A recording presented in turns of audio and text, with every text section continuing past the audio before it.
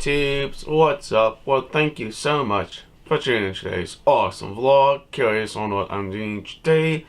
In my room today, we are going to be taking a look at one of these Shuttle PCs right here. If you can kind of see, here is the power switch, USB 2, power light, SD card reader, and some type of octal drive, DVD drive right there. And basically, here's what the back of it looks like. Basically, USB 2, file, wire of some sort, port there. And we got your audio in and out, S video out, some type of audio out, Ethernet, USB 2, your video out, DVI, and your DC power. And what we're going to be doing is we're going to try to boot off of the CD with 32-bit Linux on this machine. It's very old, and by the way, if you're curious, I do have the copy of Linux, by the way. I just downloaded it not too long ago. Here's what I'm going to be using on this machine right here. But it doesn't have hard drive inside of this unit at all. But let's go and take a look at it before we turn around and boot it off the CD. I just want to see if it will work, and I want to show you what the guts of this machine looks like. Let's go and have some fun with old computer technology from 2005, a 12-year-old machine. Let's go.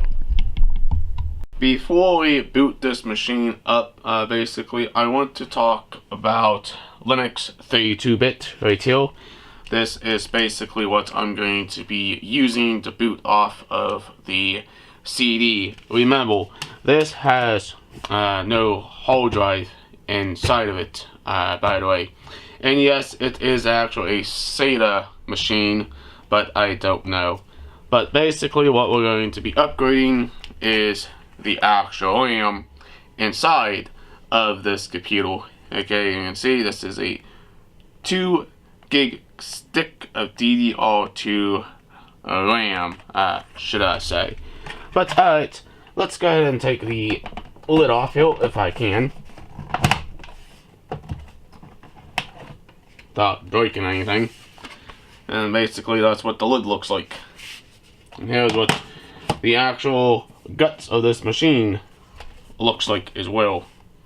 Looks very cool and awesome. But alright, time to take out this stick of RAM and replace it with the Owen stick of RAM. And by the way, this is actually a 32-bit machine.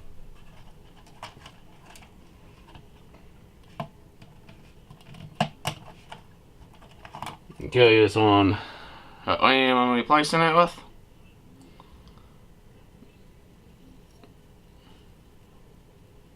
There she is. Alright, I had this laying around for a while, and I'm just going to do a simple upgrade. And I can get it out of this packaging.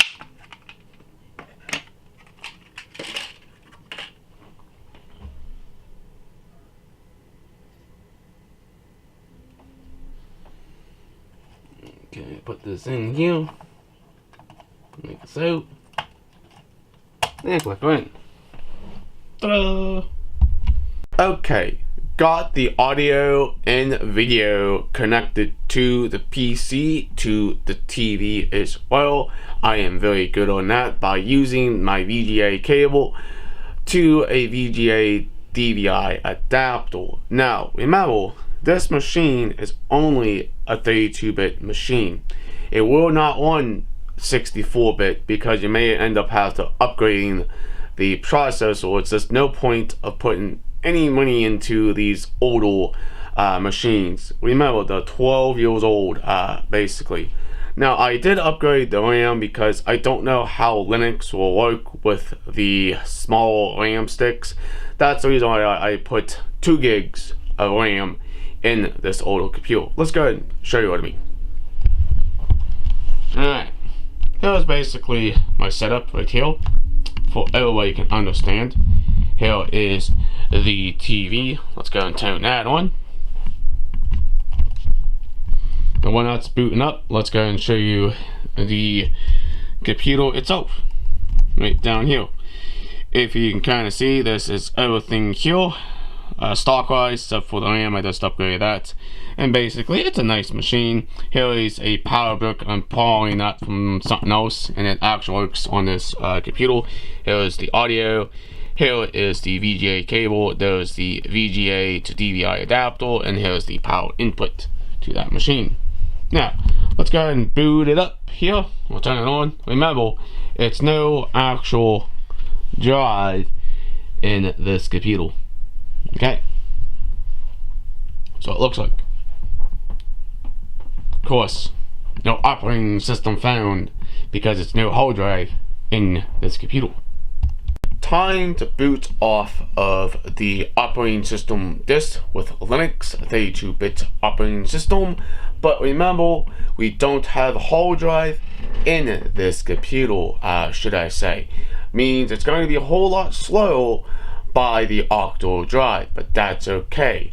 But let's go ahead and load it onto the computer, should I say. Put the disk in and see if it will boot just fine. Let's go. Alright, here we go. Here is Linux. Okay, 32-bit. Okay. Now this is a different type of octal drive. This one is a slot load one. Okay, that works. Yeah, it's a little bit noisy. Now you have to actually turn the machine back off for it to actually boot off the disk here. Right.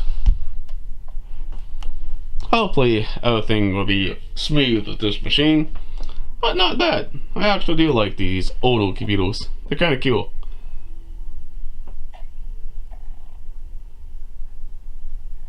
Of course, there's Linux. Takes a while to boot up. And the drive is working. And that's good. I will return once we get this thing all loaded up. And there is basically the nice load boot screen now. Awesome. Okay, then we are loading off the disk and see if this 12-year-old machine can actually work with Linux, and I hope it does, because it's going to be a very nice light operating system for a much older machine. Now some of you are going to say, Chris, you can put Windows on these older machines. You could if you wanted to, but it's not going to really work for a 12-year-old machine. But let's go ahead and show you what it's doing right now. Alright, here she is. Okay, it's a little icon over there blinking, telling you it's loading. And basically here is the octal drive spinning up. At least we know the octal drive is working.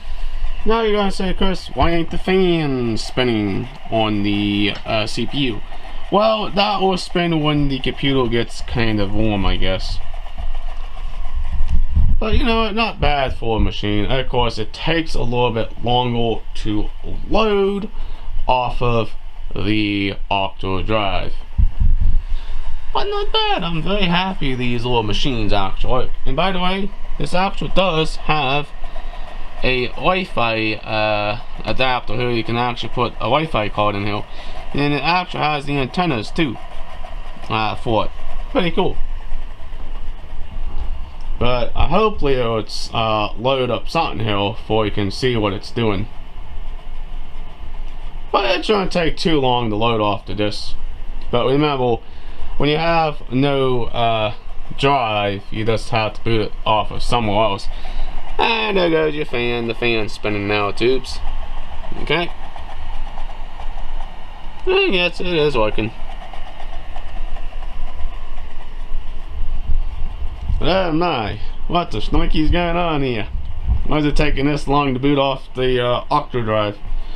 Alright, I'll come back when it's finally booted here. Yes. Some awesome news. Linux Mint 18.332-bit works perfectly fine off of the CD itself, but remember, I do not have hard drive in this computer. I have no way to install it on this machine, but let's go ahead and take a look at it. It's fantastic, should I say. Alright, here's what the Linux looks like on the desktop itself. But you can see it says install Linux Mint, but remember, this system has no hard drive. But basically, it's a very stock system, basically, except for the RAM, and there goes the fan. The fan just turned on. But yeah, not a bad machine for a 12-year-old PC. But let's go ahead and load this up here. And let's look at the system settings, should I say. Not a bad little machine for being 12 years old. You can kind of see the version of the operating system. Here's the Intel processor. Only 2 gigs of DDR2 RAM. And some more information about the processor, RAM, and hard drive, and the video card. But yeah, this little machine looking awesome with the Linux on it, basically. And this will be a awesome Linux machine, should I say. Not bad at all. I know some of you are going to say, Chris, why in the world are you monkeying on with older machines instead of new ones? Well, I want to run Linux on much older hardware to see if it's awesome and stable, basically. And let's go ahead and take out the disk. Okay, here is that 32-bit Linux right there. Let's go ahead and hit the enter button, and it turns off the computer. But let me kind of explain. Linux is a later operating system for any older machine, or even a newer machine as well. But I don't know a whole lot about these lower computers over here. But you know what? Not too bad for a machine being a 12-year-old computer. But yeah, you can't run Windows like XP, 7, 8, 8.1, or even Windows 10 on these older machines. But hey, you know what? Give it your best and see what operating system you would like to try out on some of these older machines. Let's look at it more often, basically. Yes, you can actually run Linux on a newer machine if you choose. But let me explain on how I was putting the video output to the input of my TV. I was using this special adapter, should I say. You can kind of see here's the DVI connector here, and it also has the VGA connector for standard VGA connectivity. It has no HDMI, should I say, for these older machines. But let's go ahead and talk more about this machine. This is a Shuttle PC. There's the name right there. And basically, here's your on and off switch, power switch, your USB 2, your power light, SD card reader, and also your octo drive right over here. And let's switch it to the back. We can kind of see here is USB 2, FireWire, and audio, a video output, S-video output, a on audio source, your Ethernet jack, USB 2, and also the DVI output and power input as well. But these are not bad little machines for the 12-year-old computers. And basically, here's what the inside of it looks like. For anybody who can understand computers and PCs, this is what this machine looks like as well. Basically, all it is a laptop in a small design case, should I say. A really wonderful system. But sadly, no HDMI on these older computers, basically. There you go. Very nice. Yeah, we're turning around and there's some more stuff and all information. But alright, there's something I've been wanting to monkey around with some of these older PCs. But alright, if you guys enjoy this subscribing this channel, please hit that subscribe button. Leave an awesome comment down below. Please like, please share. Peace out. We'll hopefully see you in the future vlog. And please watch my videos when I make them and upload them to YouTube. Thank you so much for checking out my channel.